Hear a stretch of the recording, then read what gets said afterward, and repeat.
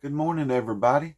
And good morning, everybody, and welcome back to another episode of The Good News from Your Nation. That's right. And we just simply read a devotion, the devotion of the day, whatever you want to say, and then it has, some biblical verses to read, Bible verses, and that's what we do here. Just a simple devotion and kickstart your day. It kickstarts my day. That's right. So hopefully it does the same for you. So this morning, let's see here. The title is Get Out of the Boat. Get out of the boat. Bible thought out of 1 Corinthians 9:22. I have become all things to all people, so that by all possible means I might save some. And we've been, past few days, we've been in Mark, and we still are right now. Mark chapter 5, the Gospel Mark chapter 5, the first 13 verses. And get out of the boat. Well, we think of Jesus and of that time, they traveled, they done some traveling, and some of it was in boat. And so here is the account of one of those.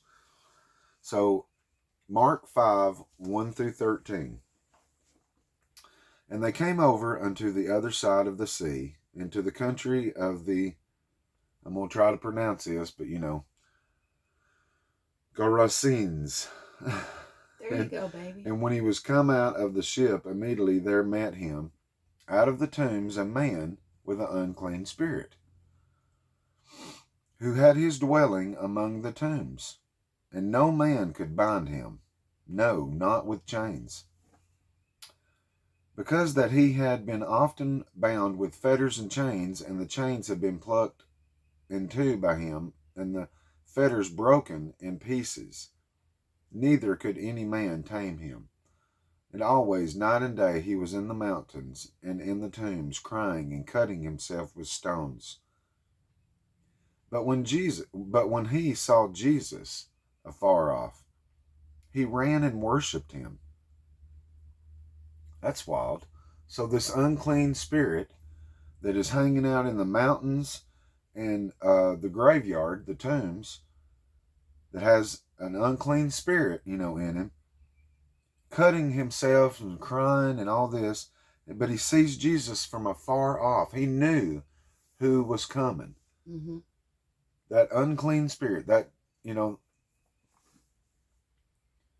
cried, okay, verse 7, and cried with a loud voice and said, What have I to do with thee, Jesus, thou Son of the Most High God? I command thee by God that thou torment me not. For he said unto him, Come out of the man, thou unclean spirit. Jesus just said that. And he asked him, What is thy name? And he answered, the unclean spirit, and the person said, My name is Legion, for we are many. And he besought him much that he would not send them away out of the country. So there was a bunch of unclean spirits, apparently. Mm-hmm. From this one had many in this man. And they're begging Jesus to not send them out of the country.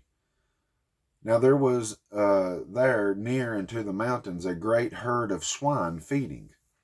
And all the devils besought him, saying, Send us into the swine, that we may enter into them.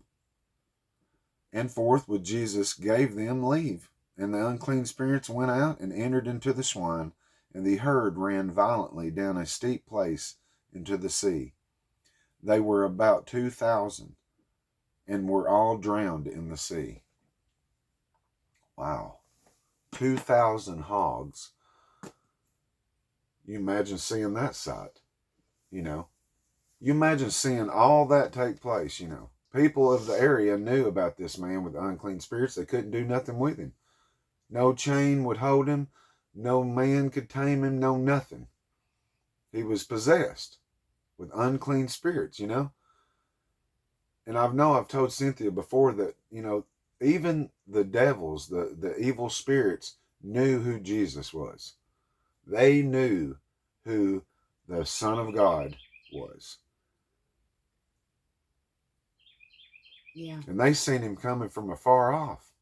But I would think you would rather have Jesus in the good side, even if he saw from far off. Well, you would want that. He couldn't do nothing about it. He was possessed with an unclean, evil spirit in him, having their way with his body, basically, Yeah. And they seen Jesus coming, and they was like, "Hey, what are you going to do with us, okay? Jesus, thou Son of the Most High God, I command thee by God that thou torment me not." They was already telling Jesus, hey, don't be, and commanding to God for him not to, harm them. To torment me not. Well, Jesus told them, come out. You know what I mean? And like I've said before, where Jesus says, hey, if you've seen me, you've seen my Father. That's sweet. Just when I think of that. Like God, our Creator, spoke in existence in Genesis. If you read, He spoke it. Let there be water. There was water. Let there be land. Let there be light. You know what I mean? By day and night. And it come to boom, there it is. That's God's power. And Jesus, the same power, telling them, come out of the man, thou unclean spirit. And then he asked him, what's your name?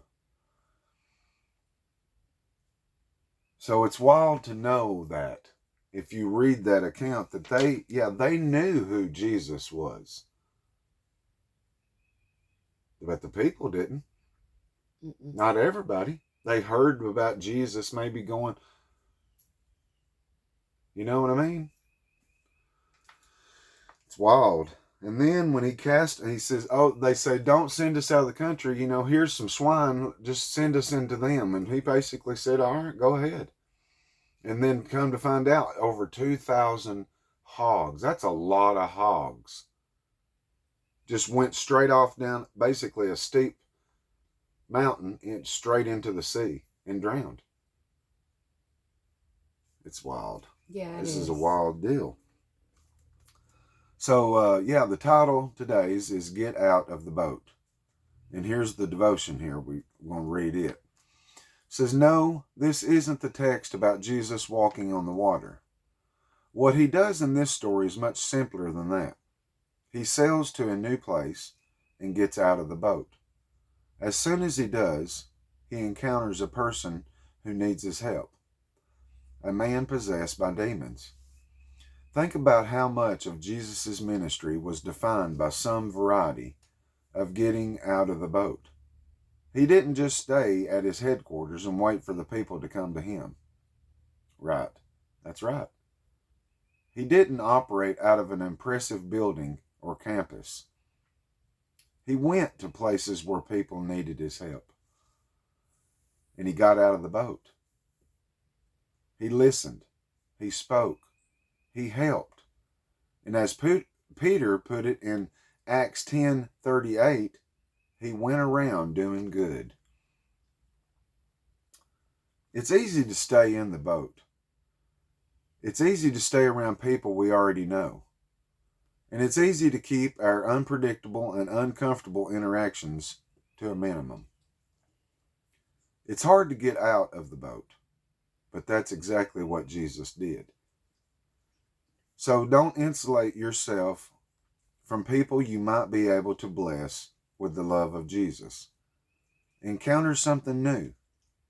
Talk to strangers. Get out of the boat. I like how they just brought that in, because Jesus, yes, he did not just set up headquarters and say the disciples, okay, right here's where we're going to set up and word will get around and people will come to me. No, Jesus went to them. Why? Because he had compassion for us, y'all. He loved us. What did he say? I did not come to preach or he didn't come to the people that are healthy and good and whatever. He come to those that are sick. Yeah. And afflicted. Been kicked and kicked while they were down. That's hard. Yeah. With the compassion and love, he would heal people with leprosy, blindness, unclean spirits, like this account. Why? Because he loves us. He don't want us to be tied down and locked up and the key thrown away. He wants us to have our freedom. And he wants us to be able to, go and share that, basically. Like there's accounts in there where, we have been forgiven. We must forgive. And when our heart is like that, we want to forgive, and why? Because we want to feel better inside. And everybody, ain't gonna forgive. No, I understand that. It just ain't gonna happen. That's just human nature, I guess. But also, we go against human nature, especially when we follow Jesus and being a Christian. Who am I if I cannot forgive someone? But yet I want my God to forgive me for being a terrible person whenever and this day and whatever. Because every day it's almost a toss up. It is. We can prepare ourselves and think that we're ready and whatever, and as soon as you think you got it together, you better watch out then. Because, yeah. Right. It's happened to us. Yeah, because you know why? You can't get too puffed up. Because we're nothing without the power of Jesus. Just like this man would have been still stuck, trapped with these unclean spirits until they got done with him. And then he would have probably been dead, more than likely. Yeah. But notice Jesus didn't come and find that person. They come and found him. The demons. Because they knew Jesus and they knew what he was about. So they, instead of going and hiding, no, they come to him and said, what are you going to do to us? Hey, don't torment us. Well, Jesus just wanted that man free, just like all of us. Yeah. And I think this is an awesome story of Jesus, just to show that he don't want us bound to nothing. And he loves us. He loves us. That's right. He loves you. That's right. He loves you. And so there you go, guys. Saturday morning, I didn't even say that. June 8th. Saturday, June 8th, 2024. Wow, right? And half of the year's gone. Yep. Month 6. That's hard to believe. It's crazy. Day by day goes by and you don't realize it. And then you look up a week or two or a month or two and it's amazing. Time does fly. What is it? Time waits for no man. That's truth.